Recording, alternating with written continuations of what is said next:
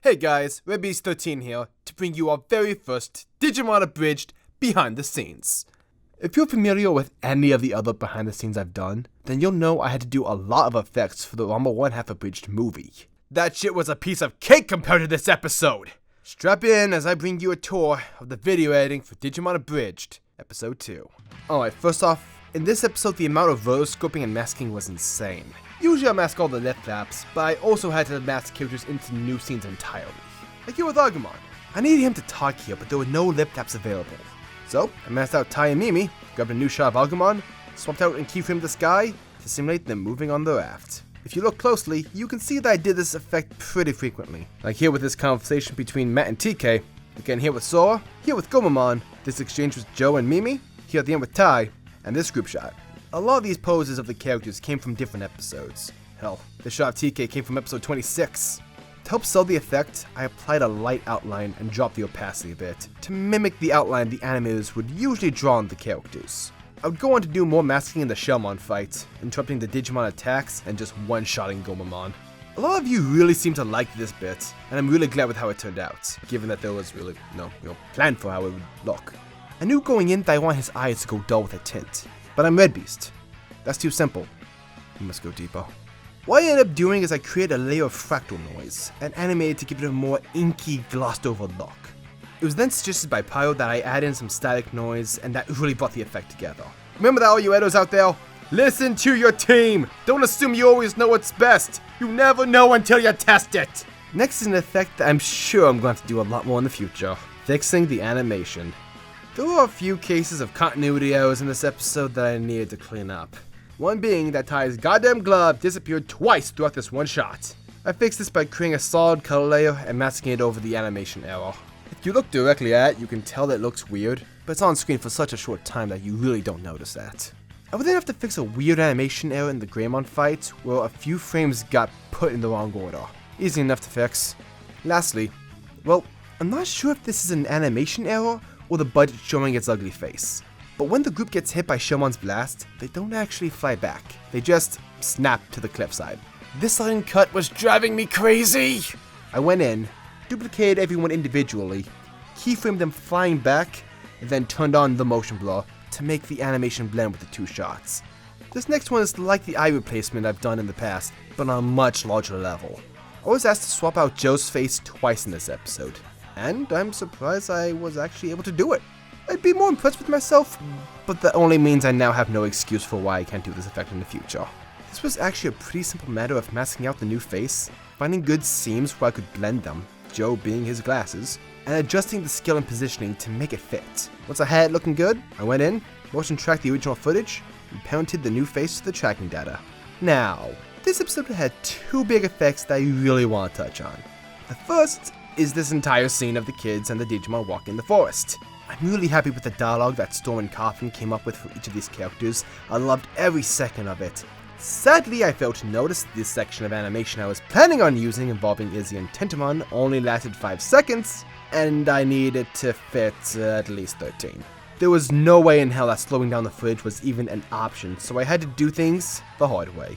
I took the footage into After Effects and started by masking out Izzy, one layer for every frame of animation. For this purpose, it's more accurate than animating a mask. I then looped his animation as needed. Tentamon was easier since he hardly moves at all. I did need to make his wings a separate layer altogether and apply a blur to help it blend. Finally, I masked out his electric shock and applied a shine effect from Red Giant. That took care of the character animations. But there was no clean plate for me to work with. That would normally kill this effect. But thankfully, all the information is there, piece by piece. What followed was a 6.5 hour long VFX edit session of me duplicating small segments of the background and lining them up in a 2450 by 620 comp. I then brought that into the main composition and then keyframed it to create a looping background. I then needed to mask and animate the conversation between TK and Sora because we didn't have enough footage for that either. At this point, the source footage just wasn't cooperating, so I decided to go AWOL and fake it. I was lucky that I had some good shots of Sora and TK that matched up well. I followed the same process I did before, masked out both TK and Sora into the new background. Enough stalling, you all want to know about the gun. This is the effect I've gotten the most questions about, so let's dive in. I didn't model this myself or use any programs like Maya or Blender. It was actually all done within After Effects. I used the plugin Element 3D version 2 by Video Copilot. If you've seen my behind the scenes before, you know that I am an avid supporter of their products. Element grants you the ability to work with and import OBJ files. Anyway, I just so happened to have the projectile weapons pack, which comes with a variety of guns, so giving one to Mimi was just a matter of picking my favorites. For the rest of the stuff with her holding it, that was just basic masking. The positioning of the gun required me to make a 3D camera within After Effects, and I was able to mess with the position controls within the Effect tab. Little tidbit, many of the models in Element can be broken up into individual pieces, such as this gun. This means that you can animate different parts of them independently. So if you look closely, you'll be able to see that Mimi is able to cock the gun before she points it at Joe.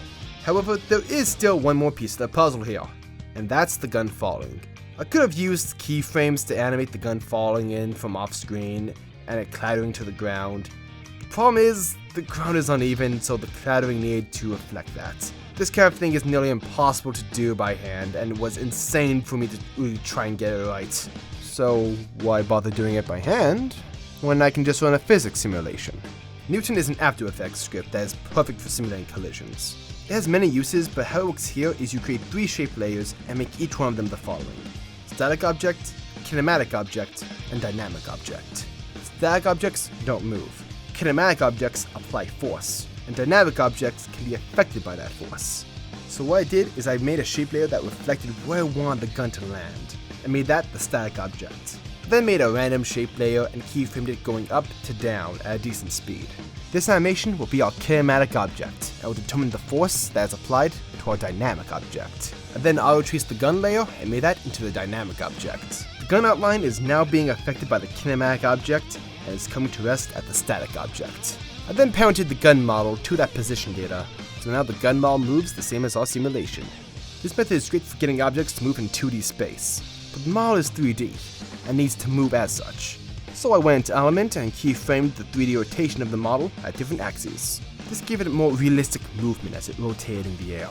I then gave the animation a little extra kick by bringing the simulation back into the main comp and keyframed some extra movement to help sell the look of it being thrown from off screen. To top things off, I made a 3D light in the scene and lit the model warmly to affect the environment.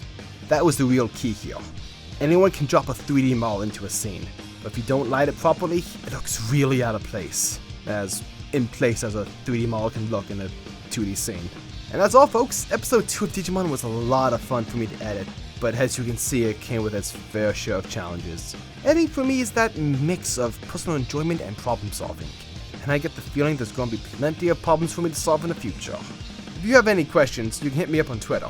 You can also follow the Abridged Lines Twitter page for more updates on episodes and projects. I'm RedBeast 13. I hope to do a lot more of these soon. Later.